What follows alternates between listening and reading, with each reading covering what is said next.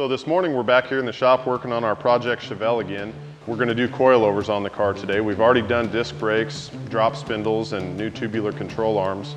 And it's time for coilovers so that we can dial in the ride height right where we want. So Joe picked out these QA1 coilovers. What do you think of these things?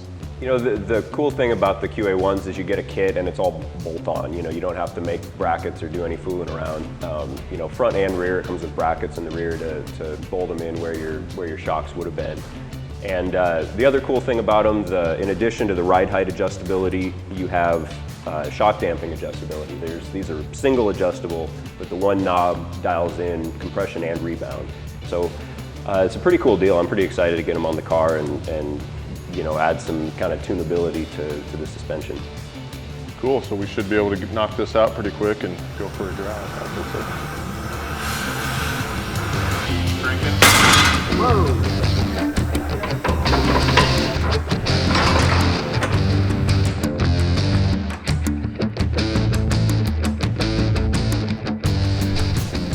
This is a plate that we designed to go in the lower control arm right down here to add some strength. This is about 1/4 of an inch thick, and with a coilover like what we're putting on here, all of the weight of the front end is going to ride on the bottom of that coilover. So normally the spring applies the weight to the control arm. This coilover is going to apply all the weight to these two bolt holes. So we put this in here and this strengthens the control arm quite a bit. And we have to remove these stock nuts that are welded on these control arms because when the plate slides on there, it needs to sit flush. So I drilled those through with a step drill bit, and then I'm going to take this grinder right here and grind those nuts all the way off flush so that plate sits flat on there and the weight is applied evenly.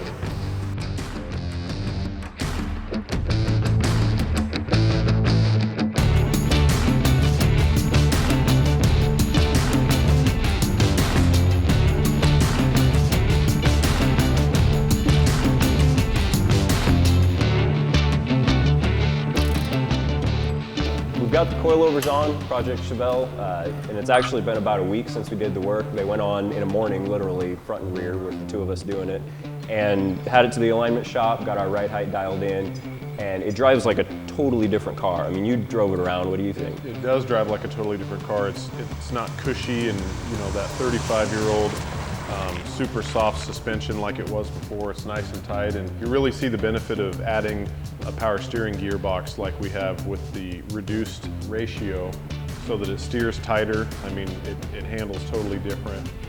Yeah, I mean, it almost feels like a modern car now. You know, it's not like driving a couch down the road. You know, it's tight and responsive, and you know, we're gonna do more. We'll put sway bars on it and Absolutely. Keep rolling with it. But I think about the next step is going to be to actually give it some more power. You know, we've gone pretty far with the suspension, the brakes.